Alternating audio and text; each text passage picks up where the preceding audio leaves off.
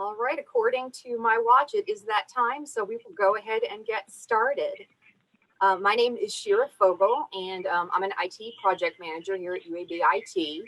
And I'd like to welcome you all to today's town hall and thank you for taking the time to join us this afternoon.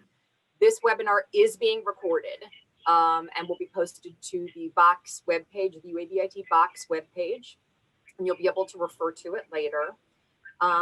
Today we're going to follow kind of the typical town hall format where we'll start with a presentation and then we'll move into a Q&A session.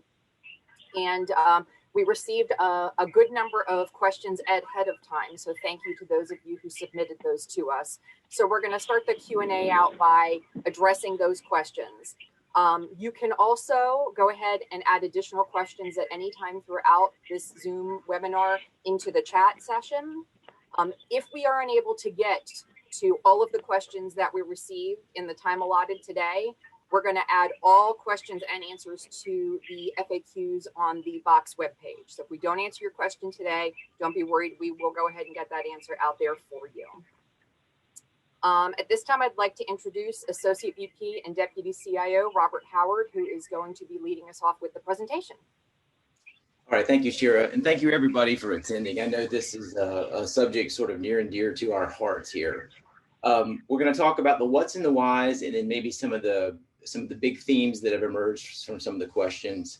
And just right off the bat, I want to say that this is not something UAB IT did not decided we needed more adventure in 2020. So this was something that we're doing in reaction to some Box corporate policy around pricing. And really that amounts to they put in some data caps and then dramatically increased the cost for us on this. So a little bit of history. In 2015, when Dr. Carver came in, we were able to get an unlimited contract for unlimited storage with Box for $90,000 a year. And that was a great deal. And you have used that a lot on campus for that. Last year, Box left this Internet 2 contract. In fact, it was too good to be true, and they decided they couldn't make money and be sustainable with that. What that meant for us was that they capped our storage at 92 terabytes. And when we began negotiating with them, we'll see in another slide, we have had about 800 terabytes of storage in there with that. To cover the cost of that, that was going to raise to about $450,000 per year and to be scalable. So that as we put more things in there, it became more expensive. And we've already added, and we'll talk about this in a minute, we've already added about 10% more in about 4 months for that. So we began to look at this of how do we enable the mission, allow you to keep doing what you're doing and avoid that cost hike of $360,000 a year plus with that. And I also want to signal to you all that we are not alone in this. Many institutions find themselves in the same predicament. Specifically, I know Emory is looking to abandon their Box contract in regard to this, Penn Medicine and Wisconsin as well.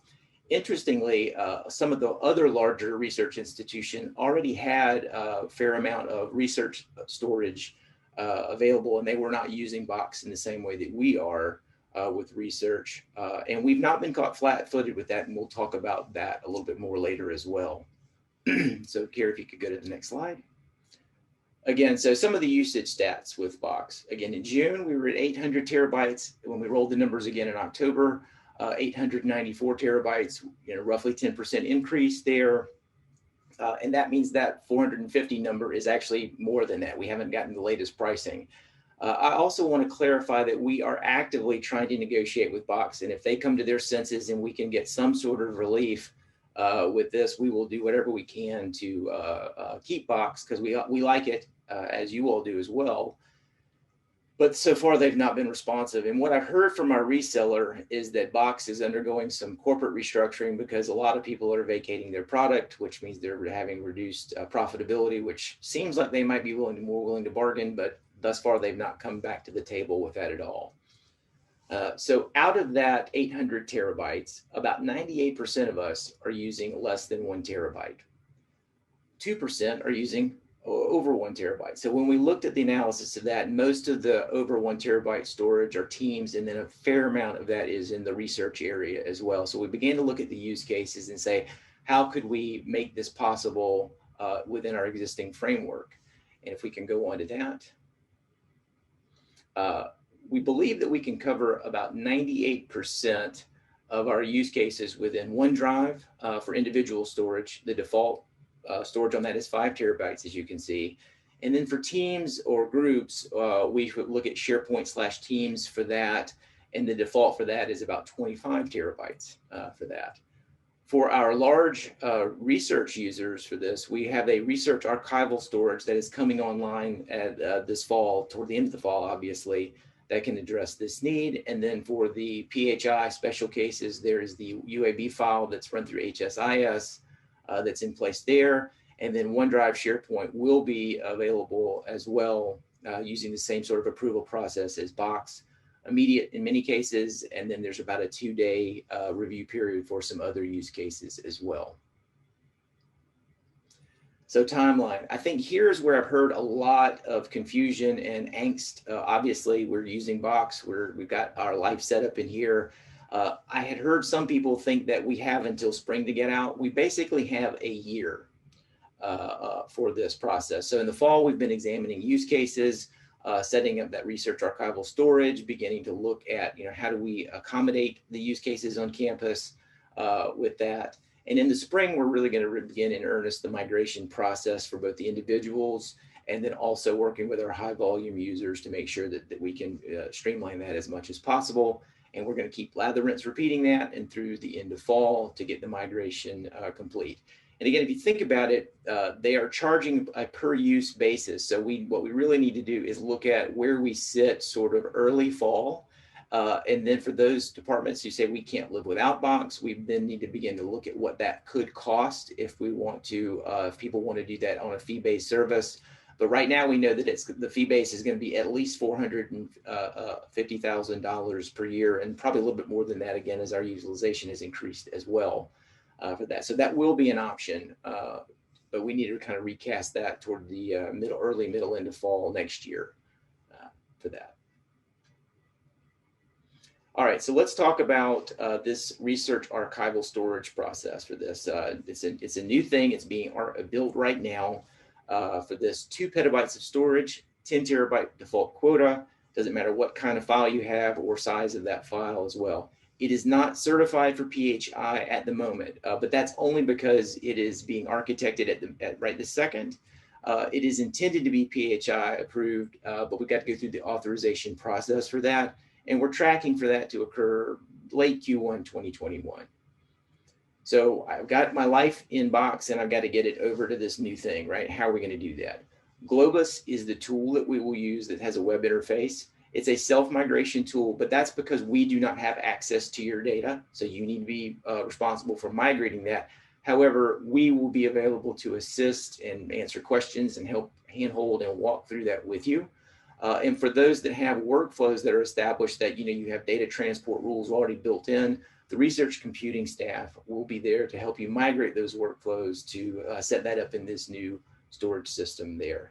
The other question that's come in some around this is we have a lot of data in here. How long is that going to take? We do have an accelerator product that should eliminate a lot of the bandwidth and a lot of the caps related to file transfer with that. And we're going to have that throughout the life of the project to make this go a little bit more streamlined for us. To be clear, the last point is that this is for data sets and sharing data sets with this, but it is not a place where if you had a 500 terabyte Microsoft Word document, this isn't the place where you're going to co-edit that and do that. That's going to be in the OneDrive or SharePoint venue for that. All right, some of the other questions about collaboration. How's collaboration going to work in the new environment? So again, we've got within UAB, you share files, you manage that with your permissions as you would in Box. Within UAB MC environment, they're going to need a login with a Blazor ID to get access to these things. And then a lot of questions have come up around external. So if you had a large file and you just wanted to share a link, or if you were collaborating with another, with somebody at Vanderbilt, Stanford, or wherever your research collaboration takes you, with that. You've had to, in the past, I believe, get a guest UAB account and then reauthorize that every so often. What we're doing now, and again, it's not available today, but what we're trying to do, and this is good news for everybody on multiple fronts, is that we're relooking at this because Microsoft has a way that they can allow them to log in with their university credentials. So you manage the permissions and sharing for your contact, but you don't have to manage a guest account and keep reauthorizing that. Again, it's not here today, but that's something we are going to be working in, hopefully in Q1 of 2021 to make that possible for that. And then again, collaborating with data sets is going to be through that Globus tool that we mentioned through the research storage there.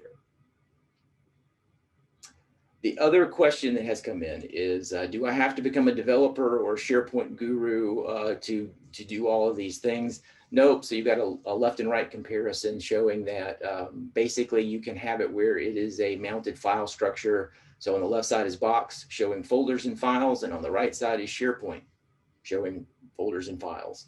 So it can be very simple. We will be having education events. If you want to do, you can do other things with that, but you don't need to become any sort of expert at SharePoint to use the sort of file sharing features of that. All right, so what's next? As always, we're going to be collaborating with you to try to understand your use cases and try to help you get your work done as smoothly as possible. We're going to begin and keep doing those assisted migrations. And then clearly we're going to keep working with Box. And if we can get anything, any movement there, then we're going to do so. But there's just, the reality of the matter is that we are reacting to that price increase. And the more we use it, the more the price is going up for that. So that's the end of the presentation. Now we're going to go to the panelists and hit some of the questions that you've asked individually, and then maybe take some questions from the attendees. Thank you. Thank you, Robert. Okay, so since you're already warmed up, we're just going to start with you and go straight down, although I think you've kind of addressed this first one, but let's reiterate. First question was, can individuals or departments continue to use Box if they want to pay for it? Yes, I think that is an option. I think what we're going to need to do to get we don't have a specific cost for that yet. We need to look sort of, again, Box will be here throughout the year. So we probably need to look at and revisit what that might be, maybe late summer, early fall, to see what the utilization is so we can get an accurate assessment of what those numbers would be for that. But we do want to do that through a centrally managed contract, so that we don't have a bunch of individual contracts for different departments throughout the university. Thank you. And a follow-up question also related to cost. Is there any cost for using the alternate storage solutions that you just talked about? At the present time, no. And I'm guessing we're going to have a more follow-on with the research community on this. But one of the things that has come up repeatedly is within our existing storage offerings that are more commodity-based, as we go through the RCM process, the way for us to do chargebacks for some of these storage elements has been difficult. I think if we look at Dr. Zatola's the research archival storage, there's going to be most of that's going to be covered through the overhead that we already get. But if there are special projects, there would be an availability to do, it would be a better job of doing chargeback models there. But again, right now, Ralph, correct me if I'm wrong, but I don't believe that 2 petabytes is tied to any sort of chargeback model. That's just part of the overhead that we're paying now, right? Correct. And besides thinking about chargeback, there's also the possibility if the specific grants allow it to actually fund dedicated archive storage through the grant. So if there's a specialized need, I would say we could talk about that, but the idea is that we hope to build this to the point where overhead components are covering that. And again, I know that we are in the process also of working with central finance as we look at redoing the rate calculations for our grant structures, to make sure that we're as inclusive as possible for expenditures, to make sure we're getting the right amount of money from the feds on that. Great, thank you. The next question, and we'll go ahead and direct this to I think Brian Rivers for infrastructure or someone on your team, and then Dr. Zatola for you or someone on your team. And Robert already touched on this, but specifically, what is the best storage solution for me if I'm looking for individual storage versus team or department storage versus research related storage? So I'll give the list, and Dr. Zatola can correct me, or my team can as well. But for individual storage, OneDrive certainly works well. For team collaboration, that's an easy one to remember on the test. That's Teams. And for research storage, Dr. Zatola can. And for clarification, just real quick, we're going to use the words Teams and SharePoint interchangeably here because they're basically different sort of labels on the same type of service. And I will take a little bit of issue with that because I think SharePoint is very off-putting to people, and I'm going to continue to use Teams, which is much more user-friendly. But for those who want more expansibility, then SharePoint certainly uses the same back-end storage frameworks. You can do a lot more if you want to. But for most people like me, Teams does the trick for collaboration. And the research archival storage is really the first step in what we've been doing to expand the whole research computing service offerings. So everyone thinks of high performance computing and the cluster, but there are other components to this coming in, including a tiered storage architecture. And the idea behind it, a general principle, is that your research data will be able to move seamlessly between computation, storage, dissemination, etc. So, just to clarify what I was saying earlier too on cost, we're pretty lucky at UAB in that the university has been supporting the growth in the research computing services, because I think it's recognized as a strength, and there's the intention to have it be facilitative. So we just keep going that way. Thank you. And actually, this goes right into, Brian, for you, into our next question. We had someone ask, how does Microsoft Teams factor into this migration? So do you want to expand a little on Teams? Yeah, so just to confuse things a little bit more, OneDrive, Teams, SharePoint, they all use the Office 365 backend. So the storage for all that is part of our overall Microsoft contract. So the data that you generate in Teams can, frankly, also be accessible from SharePoint, as an example. So how it factors in, these data are part of our agreements with Microsoft. You create and store files there in your Teams groups. Those files can stay there. So it's not necessary for you to pull data out of Teams to put it into your OneDrive storage or to move it into your SharePoint. I will let Rachel and Jeff talk a little bit about what their technical preferences are for that from a user standpoint, but I don't think that people really need to try to manage all those different areas from a storage perspective. I am very sorry I missed the question. I was answering the other questions in the FAQ. No worries at all. So can you repeat that, Shira? Oh, the question was how does Microsoft Teams factor into all of this? Yeah, so Microsoft Teams is, you can kind of think of it just like another view into your Office 365 storage. You can use it to get to your storage. You can use it to collaborate. It just really adds a whole lot more to the collaboration part of storage in your documents. But if that's not what you need, then you can use Windows Explorer. You can use Microsoft Finder. You can use a web browser just to get at the same storage. And Teams just adds a whole lot more collaboration with chat, and with Power Automate. You can do a lot of cool flows and automation there too as well. And if you want to start playing with chatbots, there are chatbots there that are fun. So there's lots of cool things you can do in Teams.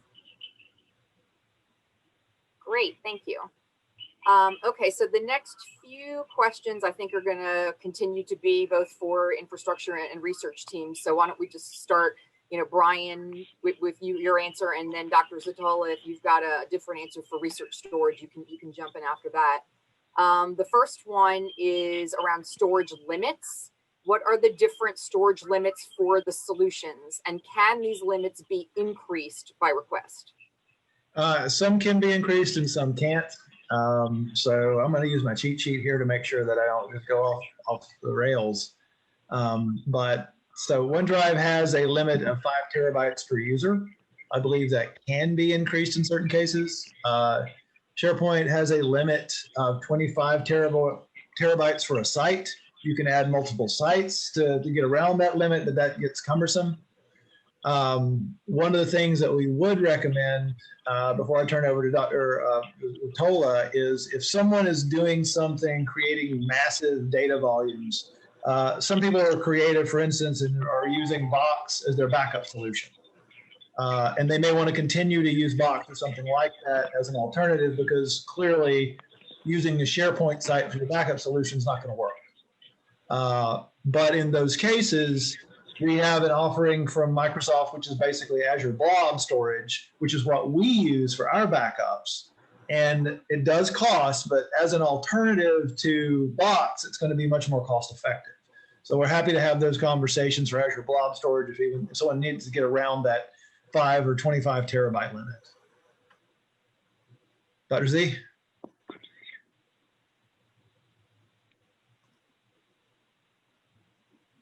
I missed the question on that one, Brian. I did what Rachel was doing.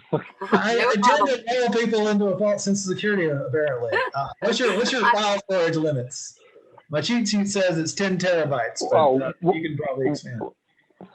No, the quota is starting out at 10 terabytes, but that could be expanded, and it's all going to be project specific. There's no file size limit or file type limitation on what will be the archive storage. It's essentially a standard object store file system. Is there any cost to increasing that quota? No.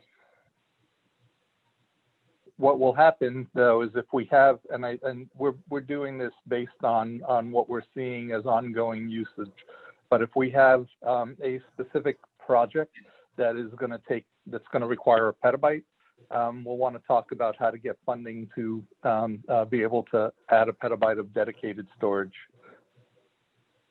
And we talked about that earlier. There are multiple ways to make that happen, but the whole environment is being set up to scale.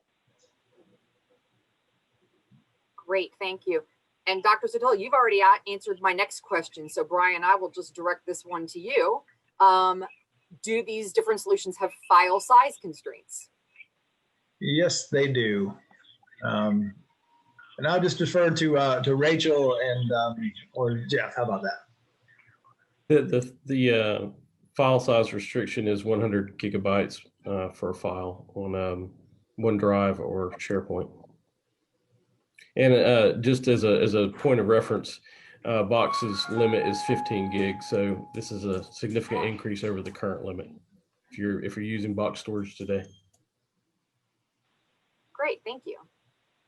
All right, the next question: which solutions permit synchronization to a user's computer hard drive for offline access or access outside of the UAB network?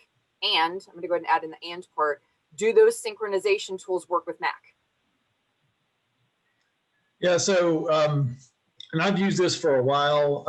OneDrive has a client for desktop syncing. There is a client for Mac as well. For me, that's really all that I need for it. And Dr. Z can speak to his piece. Of course, Rachel, Jeff, feel free to jump in as well. So syncing using the Globus tool is actually a manual process to the research archive. So you need to set up your collection and then click the button to sync it. It's via a web browser. So any platform, Mac, Windows, Linux, it will work. Great, thank you. And I feel like we may have covered this next question in the presentation, but I'll go ahead and put it out there, and that way if you all have anything you want to add, you can. The question was, which storage solutions allow sharing with UABMC, and which solutions allow sharing with individuals external to UAB? So the Microsoft framework allows allows sharing, but the accounts do need to be set up and approved for UABMC per request basis. And that's not a technological limitation. That's a policy setting in the configuration. And the same with sharing the external links. We're having conversations now about, what are the compensating controls that we can use to increase our capability of ad hoc collaboration, which is a really big thing for me. It's one thing to be able to say, set someone up to get an account to get access, but in this world, let me share a link, let me share, just authorize the user individually, and those technologies and capabilities exist, but again are prohibited for good security reason. But we want to have conversations around what we can do to kind of mitigate that and implement that as a solution going forward. Great, thank you. And another question in regards to collaboration: will users, and that's like the content owner, be able to set different levels of access permissions for different collaborators through these various solutions? To some degree, absolutely. Jeff, do you want to go into some details on that, or Rachel? So you can set view only, or you can set view and edit, I believe, in OneDrive and in SharePoint. In SharePoint, you can also set owner permissions. So I believe those are the differences. Okay, great, thank you. And our next couple of questions, we're going to switch gears. Looks like these are security related. So Rob Farrell, I'm going to punt these ones to you.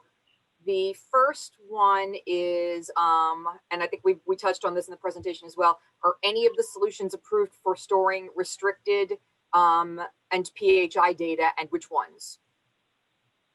Yeah, so they've all been approved for storing restricted data. I will caveat that with what Robert mentioned earlier about the research computing archive still kind of being architected. So we haven't completely approved that one yet, but we anticipate it being approved for PHI as well. It still requires a risk assessment, just like we did for Box, and the same process goes along with OneDrive. Great, thank you. And kind of a follow up to that. So if for PHI, if it's stored in these solutions, is the owner permitted to share that with external collaborators? Yeah, so in terms of the restricted data, we have some limitations around different types of data. For example, credit card numbers, that would be a no. Those are actually not allowed to be stored anywhere. Social security numbers, yes, internally within UAB, but externally, no. And then other PHI can be shared with external collaborators. Great, thank you very much. Next question, we kind of already covered this, but Robert, do you have anything else to say about our overall timeline? So again, right now, we've got a year, so we need to look at where we are with the migrations that have occurred between now and fall of 2021. And then we need to reevaluate our position. And the things that could change on that are if Box comes back and offers us a reasonable solution, we would certainly rather do that. But again, that is, it is very unlikely at the moment that would occur. Then we need to look at whatever residual use of the product is, and then figure out whatever nominal cost would be for if there's a specific use case or whatever. And again, I think as we go through this process, and again, this has been a tough year for everybody with a lot of change, going through this. But I think as we work through the migration, we'll see. One of the comments in the chat was that we're asking you to use 4 products instead of the 1. I think it's really going to wind up feeling like 2 products, right? The OneDrive and the Team/SharePoint or however that's manifested, that's going to feel like one thing, and then the Globus tool is going to, in the research archival storage, will feel like another thing. But again, those of you in the research community will use that more than the sort of the commodity folks with that. So I think as we get through this and begin to let you see what this looks like, this should feel very familiar and the solutions do work. I see the chats about the Mac. I use a Mac. I'm on one right now, and I've been using OneDrive and Teams, and yes, it syncs up very well to that, and it works as well as my old eyes can let these things work on an iPhone as well. I can get access to my documents and things there too. For that. So I think let's reevaluate where we are at the sort of late summer, early fall to figure out the cost and what we need to do there. Great, thank you. The next few questions that we have are particular to the migration. So why don't we go ahead, Brian, we'll start with you or anybody on your team, and then if there's something different, particular to Globus, then Dr. Zatola, you can follow up and give your answer as well. So the first question is, will IT manage content migration, or are the file owners responsible for migrating their own content? So one of the things I can say is that we've got an excellent team that'll be working to plan the migration over the next few months to a year. And I'm going to defer any migration questions directly to Rachel and Jeff. So, go ahead, Jeff. No, I was just going to say, to add to that, you should be able to self-migrate. An individual, if they want to migrate their own files, can self-migrate. We'll have a tool available for that and documentation explaining how to use it if that's something you're interested in.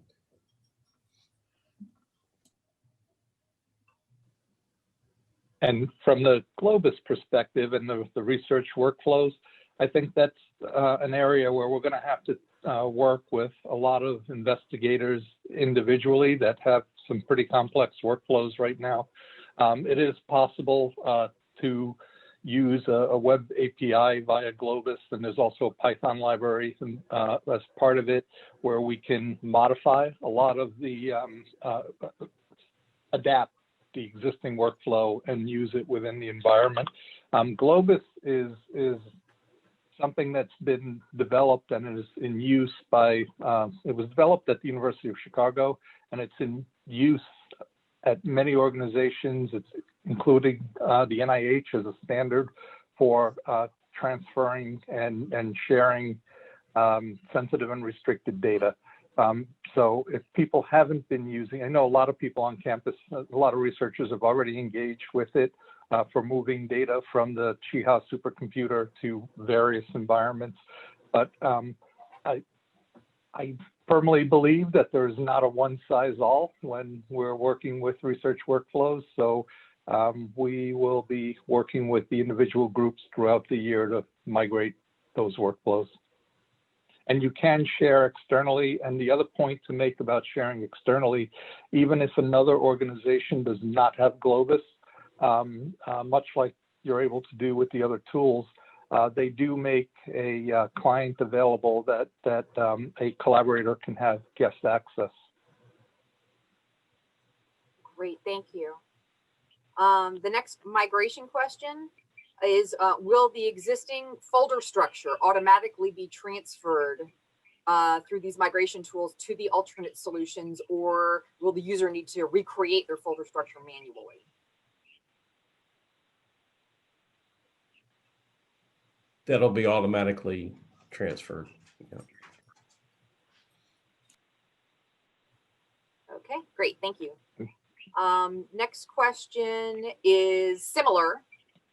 Will existing file and folder access permissions automatically be transferred to the alternate solutions, or will those need to be recreated manually?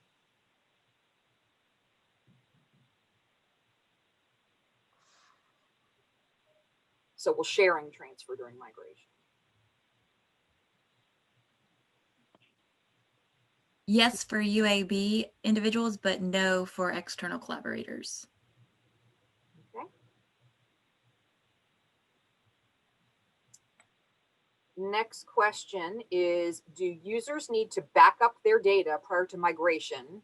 And then the follow-up to that, I put them together. I think they came from the same person. How are we ensuring that each employee's folders and contents are not lost during the transition? So we are not actually moving data, we are copying data. So there will always be the authoritative record of truth back on box. You just won't necessarily have access to it after the migration, but we will always be able to go back and see and vet for integrity. And I believe we're committing to preserve it for at least 30 days on Box after the initial migration. Yeah. That was actually the next question. Is there a transition period where the files will stay in Box? And I think we just answered that. I think the intent is that they would be read-only and visible, so you can check against them for 30 days. After that, they will be inaccessible.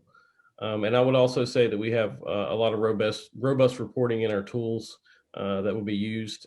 So we should be able to see anything that has a problem with migrating as well. Great. Okay, another one for our infrastructure team. Do the alternate solutions have an alternative or equivalent to Box Notes for real-time collaboration? Not directly. Not really, but yes, go ahead, Rachel. No, it's okay. It's just not directly. There's not a good one-for-one map there. You can leverage things like Word and do that real-time co-authoring, or OneNote is what a lot of our staff have started using and adopting, but it's just not the same. And there's not a good way to kind of do that transition for Box Notes. I will say that if you're collaborating on an Office document, there's a conversation tab that you can activate, and you can have conversations around that document and comments on it that way as well, in addition to whatever intrinsic commenting and review processes are available within the document. Yeah, and don't forget Teams is available for that too. If you want to collaborate in Teams via the chat mechanism.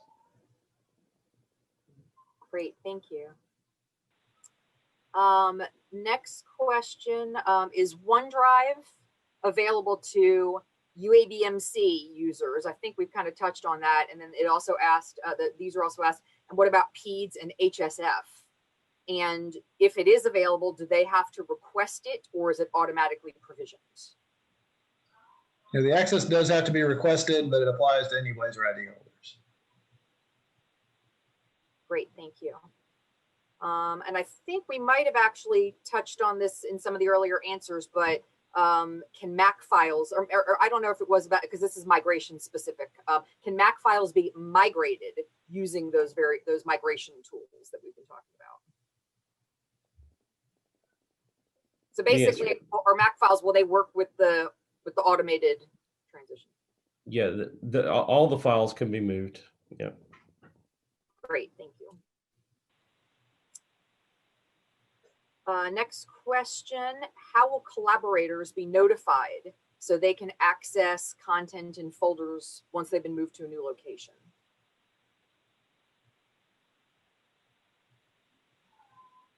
That's a good question. One we may not have an answer to, but I'll see if the team has one off the cuff. I think we'll have to look into it further, but I think the answer is no. There's not a good way to notify the external collaborators that they no longer have access. That's correct. Yeah. Thank you. The question here is, who else has access to content in the various storage solutions besides the person that the owner allows to have access? So who else can basically see their content other than people they authorize?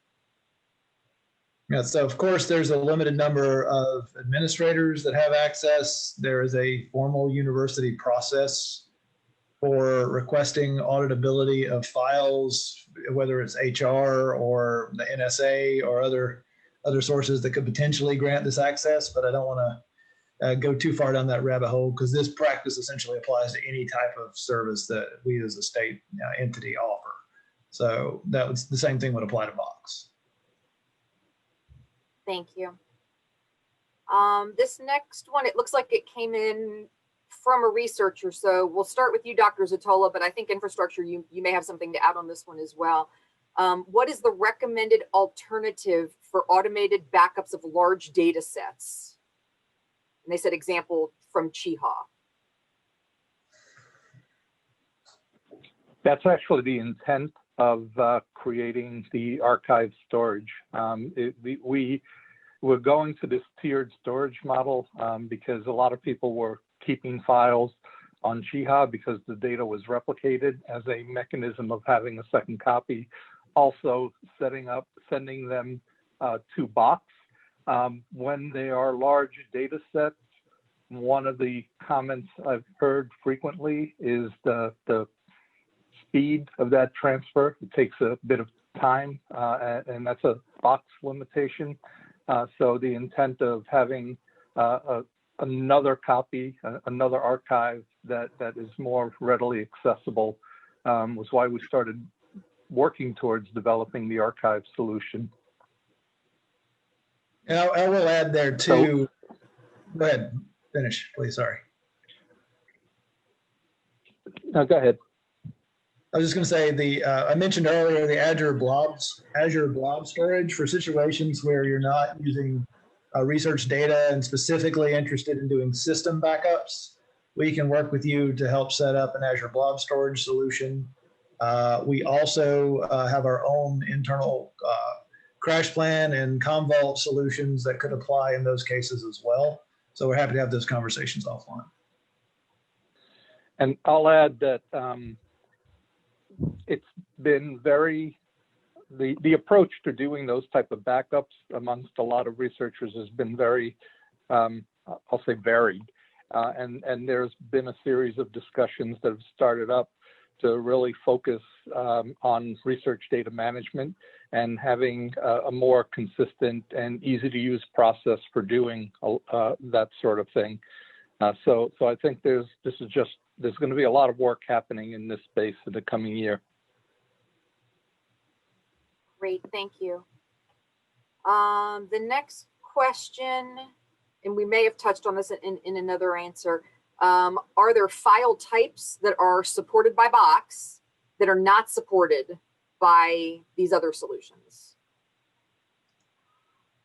Yeah, the answer typically for the migration is no, but there are some very specific caveats that I'll defer to Jeff on, like using PST files and that sort of thing for replication that could become an issue.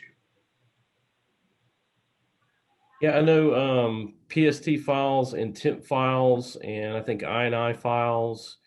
There are a couple of things that they'll rename and move over, I believe, but they don't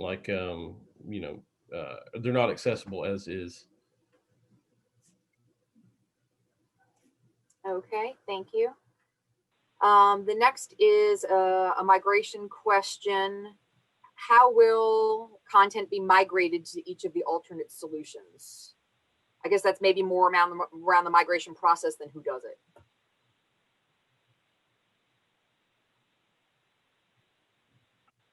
So happy to So in the case of, go ahead. I was going to say, in the case of moving files to the research archive with Globus, that file owners are going to have to be involved with that because we don't have access, the tool wouldn't have access into the Box environment.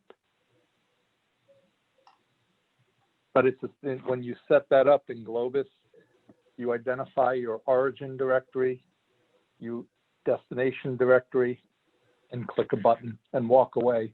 And unlike other solutions like FTP that are commonly used, if there was a network glitch anywhere in the flow, that would stop, and the Globus tool actually keeps track of that and would restart the process where it left off should there be an interruption of any sort at any point. Yeah, and for the OneDrive migration, as I said earlier, there's certainly opportunity for people to do self-migrations, but UAB IT will be running a migration using tools like SkySync, for instance, and documentation will be provided to help with the migration if you want to do a self-migration as an example. Anything else, Rachel, would you like to add to that? No, I think that sounds good. Great, thank you. The next question, migration as well, and I know we already touched on file limitations to actually store files in the solutions, but this question was specific to the migration. Are there file limitations like size that aren't supported by the migration tool? So something that will not be able to be brought over using those tools?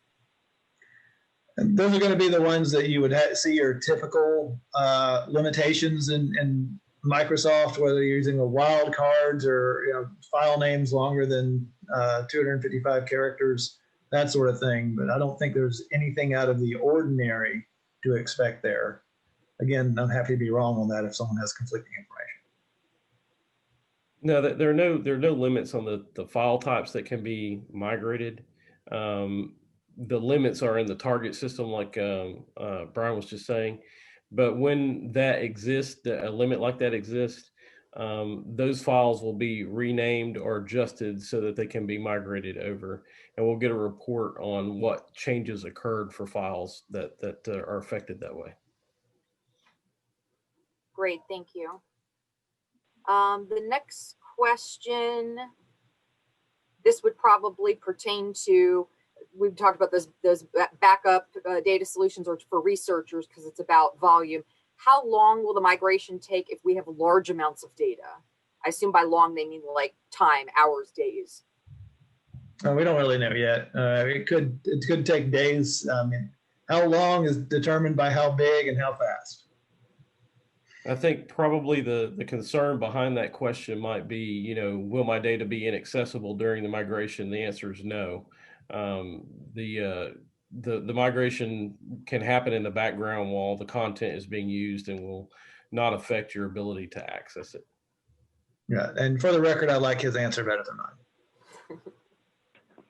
And as Robert mentioned earlier, for the Research Data Archive with the Globus tool, we're adding a module that will connect, they call it a connector between Box and Globus that bypasses the artificial limit that Box has on the network transport capacity. So, and I've already mentioned that that Globus will automate that process, and if it should be interrupted in any way, shape, or form, it'll continue it. So I think it will go much faster than we've been accustomed to moving large files across the wire when it's outside of UAB. Great. Okay, the next, we have two questions. They go together though. Do users need to install any new software prior to migration? And then after migration, do they need to uninstall Box? So these solutions have sync clients available for them. So today, if you're using a sync client for Box and you're no longer using the Box service, then obviously you can uninstall that. And likewise, if you want to have a sync client for OneDrive or for your SharePoint content, then you would install that. So you can make those files available locally with those sync clients. Great. This next question, we may have answered this with the migration tools, but I'll ask it anyway in case anybody wants to clarify. Is there a way to transfer content from Box to the alternate solutions without actually downloading the files from Box onto a physical computer hard drive and then uploading them into the new solution? Yeah, the tools we're using migrate the content directly from one service to the other service. There's no downloading them in between to your local system. And that includes the self-help tool that we've got. Ditto for the archive.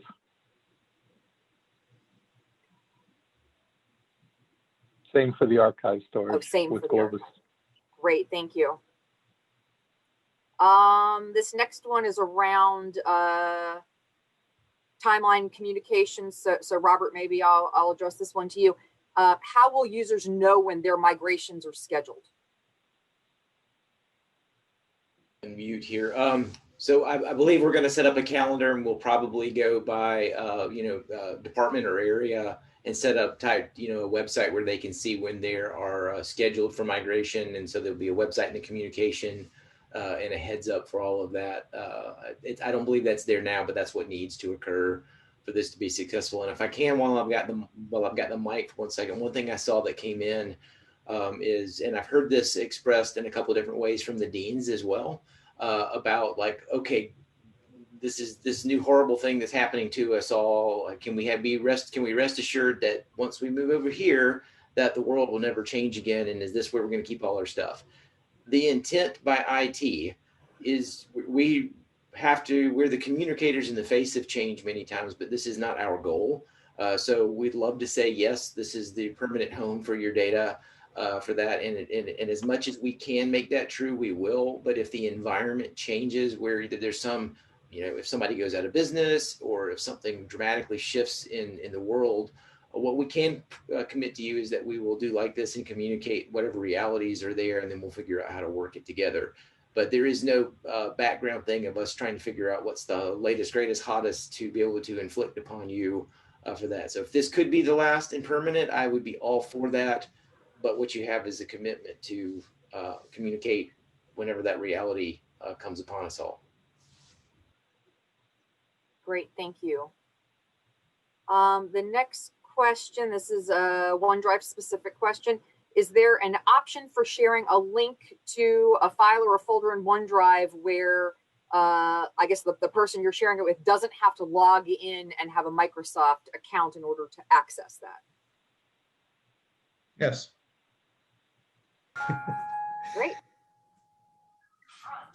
And something similar to that, do the alternate solutions allow file sharing by sending a link like Box? So I guess that's beyond OneDrive. This is a trick question, right? Yes, I'm trying to trick you. Go with yes or no. Okay, great. And I think FAQ would maybe a good idea to put in instructions on how to do that if people don't really know to do that. Okay. But just to keep in mind too, OneDrive has been around as long as Box for our operations. It's something that the university and the health system have been using for a while, and we're having to standardize on it as our primary alternative since Box is going away. But this should not be new to a lot of folks. Great, thank you. The next question is external sharing limited to just people in the US, or can content be shared with people in other countries? From what I understand, there's no limitations on this framework for that. If information security recommends certain countries as high risk, there may be steps taken in the future for that, but right now we don't have any limitations. Information security or whoever sponsored the project, the data owners. Yeah, right. Really, that's what drives it, the requirements around the data. Now, let me be specific. My answer was about the technical implementation of the solution, not the policy requirements that apply. Okay. And I'll comment that that pertains to sharing the content, right? The content within Office 365 is stored in the U.S. There's like an affinity setting, I think, for the tenant, and it stores that content in the U.S. Good to know. Thank you. I think we touched on this a little bit before. I think when Robert was talking about how he accesses stuff, but I'll put this out there. So which alternate solutions permit access on a variety of devices? So including iPhone and Mac products. Maybe a better question would be, are there any limitations with any of these on accessing content for those products? Yeah, I'll have to defer to the team on native clients, but it's certainly web enabled. So access to SharePoint or OneDrive or that sort of thing through a web client would certainly apply. And of course, there's a Mac client, and I hear it works on Windows. So those are good alternatives, but I'm not sure about Android or iOS. I can confirm iOS works just fine for the OneDrive and Teams components of that. I think it's going to be a very edge case that you couldn't get access to it. So I don't want to say never, but for the major platforms, it's not a problem. Yeah, there are clients for Android as well. Great, thank you. For Globus, I'll say it's web-based. We're not going to be moving terabytes of files to a phone. Makes sense. I want to point out we have about 5 minutes left in our allotted time, and we have made a really good dent in the questions we received ahead of time. And I know we've received some additional questions in the chat that we're going to run out of time before we're able to address. But as I mentioned to everybody before, We're going to go through them all. We're going to develop answers to them. We will post them on the Box web page. Oops, sorry, that was my alarm reminding me that we have 5 minutes left. There are some that I've been answering that I actually said we'll follow back up with you afterwards, so you will get a follow-up. Yes, and so there may be some that were put in that specifically someone will follow directly back up with you as well. But I did want to, we have a few more we can touch, but before we did that, I wanted to see if anybody on the panel wanted to just take the last few minutes to add anything that maybe we haven't addressed already that you feel like is important to share with the users. I'll just say that if we need to do something like this again, we're happy to get together and answer group questions. If there are departmental or specific focus areas, we're happy to get together with smaller groups of people to answer questions. Because again, we know this is for us is an unwelcome change in a time of we're all got external stressors on us right now for that, and we respect that, and we're sorry to have to be the bearer of bad news with this. But we want to help everybody get through this and clarify any questions and make sure it's as smooth as possible. Great, thank you. Dr. Zatola, how about you? Do you have any last words about the research storage? I would just echo Robert's comments. I think, it's interesting when you asked that, I was looking and realized that we called this the kickoff. And so this is the start of the process. And I know we've been talking about it for a little bit of time because, it's not a trivial effort to change a platform like this. And so a lot of great information here today. So thank you everyone for attending and sharing and giving us a lot of detail that we'll be working together with you over the course of this coming year to get us all migrated to whatever solution best meets our needs. Great, thank you. Brian, how about from you or from anybody on your team? You guys have any final comments? Yeah, I just want to say thanks for asking those questions and bringing this forward as early as you have. I wish we could have engaged earlier on as we were trying to figure some things out. And I really just appreciate the engagement here to help us make a better solution for it. I want to reiterate, we did not want to inflict any of this on you, and you just don't want to know how mad I was about Box taking these steps. And I am still slightly hopeful that maybe Robert can pull out some magic and make all this go away. But I'm also a realist and a pragmatist, and we just have to plan for this. Again, sorry we're going through it, but I appreciate your engagement. Alrighty, comments from anybody else on the panel? And I see a follow-up question about the recording. So I think what we're going to do, rather than sending it out, is we will post the recording of this webinar on the Box webpage. I think that's going to happen within the next 24 hours or so. It takes a little while for them to get that back to us, but we will post it there. We will also be working to incorporate all of the additional questions that we received in the chat throughout the town hall, as well as the few that we received by email ahead of time that we didn't have a chance to get to. And we'll go ahead and post those as quickly as possible on the Box webpage as well. So I guess with that, thank you so much for taking the time to attend today, and I hope you all have a great rest of your day. Bye. Thank you.